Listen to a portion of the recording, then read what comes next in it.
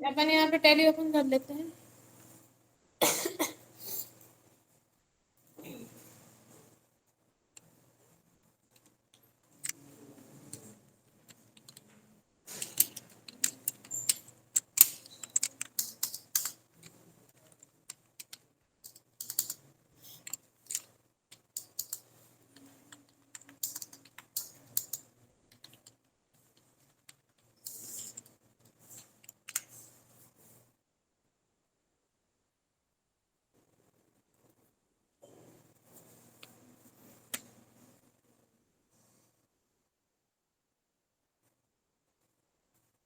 बोल the question क्या दिया।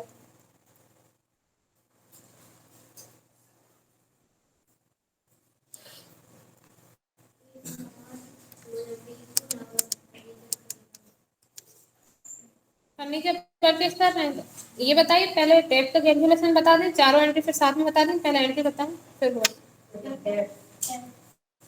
इसे आप यहाँ से मिनिमाइज कर लो, यहाँ पे आप एक्सेल ओपन कर लेंगे,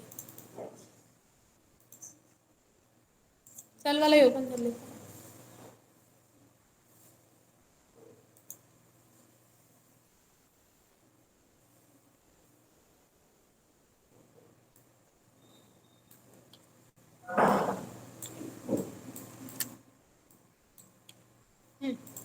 सबसे पहले आप यहाँ पे लिखेंगे कॉस्ट प्राइस, संपत्ति का लागत मूल्य कितना था।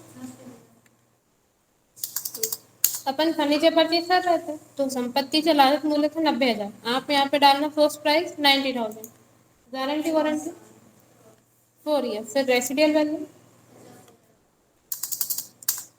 आप यहाँ पे डालना ये अमाउंट, संपत्ति का लागत मूल्य कॉस्ट प्राइस है 90,000, इस पे आपको गारंटी वारंटी मिली है 4 साल की।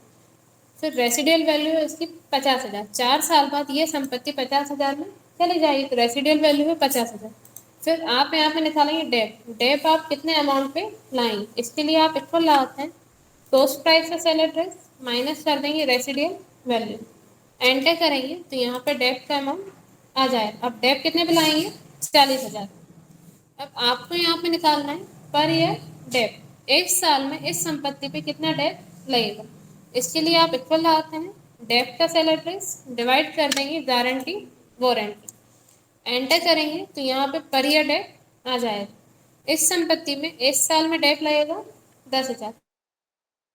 तो अब आपको निकालना है पर मंथ डेप, इसके लिए आप इक्वल लगाते हैं पर ईयर की डेप का सेल एड्रेस, इसमें डिवाइड कर देंगे 12 तक, 1 साल में 12 महीने होते हैं, एंटर करेंगे पर मंथ का डेप यहाँ पे आ जाए।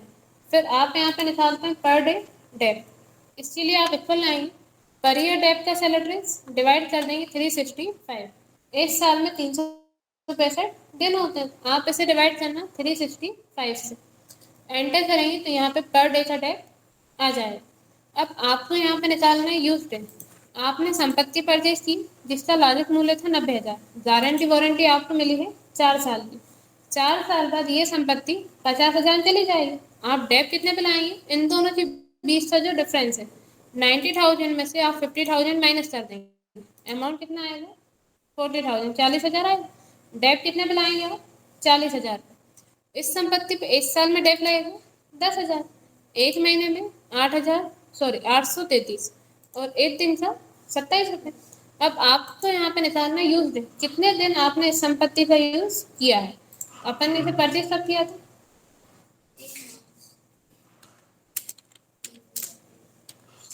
1 मार्च 2023 को ये संपत्ति अपन ने खरीदी थी, सेल कब कर दी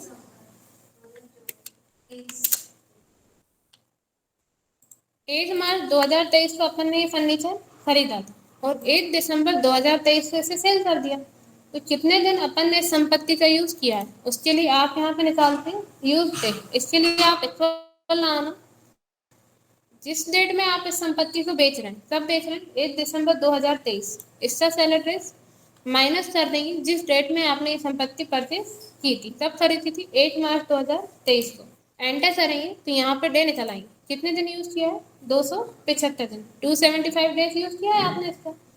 अब आपको यहाँ पे निकालना यूज डे डेप, पर डे का डेप तो ये है, 1 दिन में इस संपत्ति पे इतना डेप लगना है, लेकिन अपन ने यूज कितने दिन किया 275 दिन, अब इतने दिन का डेप कितना हो जाएगा, इसके लिए आप इक्वल लगाते हैं पर डे की डेप का सेल एड्रेस, इसमें आप मल्टीप्लाई कर देंगे यूज डे, जितने दिन आपने इस संपत्ति का यूज किया है, एंटर करेंगे तो यहाँ पे यूज डे का डेप आ जाएगा।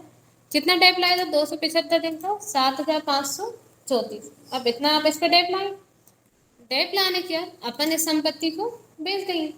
अब ये संपत्ति आपकी कितने में जाना चाहिए, इसका सेलिंग प्राइस क्या होना चाहिए, उसके लिए आप यहाँ पे इसको तो प्राइस का सेलिंग जितने में आपने ये संपत्ति खरीदी, उसमें से आप माइनस कर देंगे जितने दिन आपने संपत्ति का यूज किया है, उतने दिन का जो डेप्ट का अमाउंट आ रहा है, कितना आ रहा है यहाँ पे 7534। आप कॉस्ट प्राइस में से माइनस कर देंगे यूज पे डेप्ट, एंटर करेंगे तो यहाँ पे सेलिंग प्राइस आ जाएगी। ये फर्नीचर आपका सेल कितने में होना चाहिए, 82,466।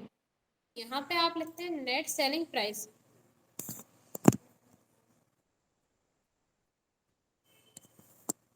ये संपत्ति आपकी कितने में जा रही है, जैसे फर्नीचर आप सेल कर रहे हैं, जाना कितने में चाहिए, इतने में, लेकिन सामने वाला पर्सन आपसे कितने में ले रहा है, कितने में ले रहा है, 70,000। तो वो क्या हो जाएगा, नेट सेलिंग प्राइस, जितने में अपन से ये फर्नीचर जा रहा है, कितने में जा रहा है, 70,000। तो वो हो जाएगी यहाँ पे नेट सेलिंग प्राइस। अब आपको निकालना है, ये संपत्ति आपकी जाने चाहिए थी 82,466 में, लेकिन जा कितने में रही है, 70,000। अब आपको इस पे लॉस हो रहा है कि प्रॉफिट हो रहा है, उसके लिए आप यहाँ पे इक्वल लगाते हैं नेट सेलिंग प्राइस का सेल एड्रेस माइनस कर देंगे सेलिंग प्राइस, एंटर करेंगे तो यहाँ पे प्रॉफिट एंड लॉस निकल आएगा। अदर अमाउंट माइनस में आ रहा है तो लॉस हो रहा है, प्लस में आ रहा है तो प्रॉफिट हो रहा है, निकाल लेंगे इसमें।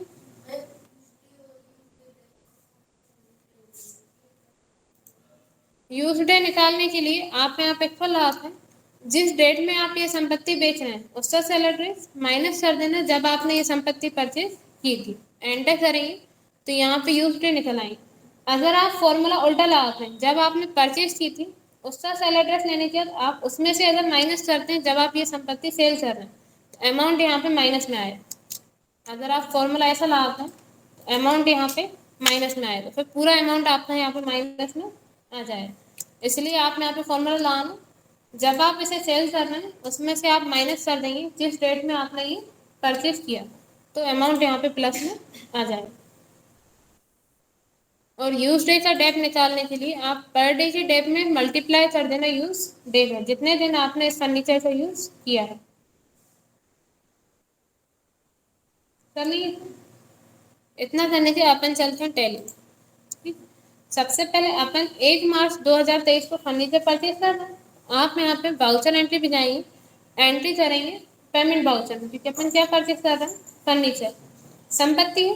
अगर आप नगद संपत्ति खरीदते हैं तो एंट्री करेंगे पेमेंट वाउचर में, उधार खरीदते हैं तो जनरल वाउचर में। अपन यहाँ पे एंट्री करेंगे पेमेंट वाउचर, बाय में आ जाएगा फर्नीचर, अल्टर प्लस सी से, लेकिन अभी माल खरीद ही नहीं रहा, अभी तो फर्नीचर परचेस कर रहा है। फर्नीचर संपत्ति है, माल वो होता है जैसे कि आपकी कोई शॉप है, जैसे सपोज आपकी किराने की शॉप है, किराने की शॉप में जो भी किराने का सामान है वो क्या है आपके लिए, माल, क्योंकि माल आप बेचेंगे उससे आपको प्रॉफिट मिलेगा। लेकिन उस किराने की शॉप पे जो फर्नीचर है वो क्या है, असेट, क्योंकि उस फर्नीचर का यूज आप बिजनेस के पर्सनल यूज के लिए कर रहे हैं, तो वो हो जाएगा संपत्ति। ऐसे अगर आप किसी फैक्ट्री में वर्क करते हैं, फैक्ट्री में जो मशीन रहती है उसका यूज किस लिए करते हैं, फैक्ट्री के पर्सनल यूज के लिए, माल तैयार करने के लिए करते हैं, तो वो क्या हो जाएगी, संपत्ति। अब जैसे आपकी शक्कर की फैक्ट्री, किसी भी चीज की फैक्ट्री, उसमें जो भी माल तैयार हो रहा है, शक्कर तैयार हो रहा है, वो क्या है, माल। तो माल वो होता है जिसको आप सेल करने के बाद प्रॉफिट कमाएंगे, लेकिन संपत्ति वो होती है जिसका यूज आप बिजनेस में पर्सनल यूज के लिए कर रहे हैं, वो संपत्ति होती है।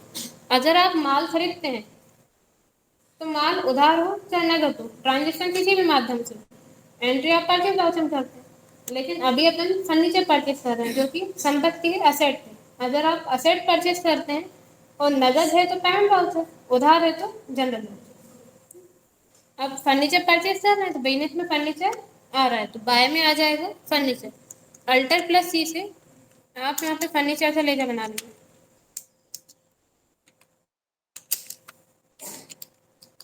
फर्नीचर अकाउंट अंडर में आ जाएगा, फिक्स्ड एसेट में एंटर करके आप इसे यहाँ से सेव कर देंगे।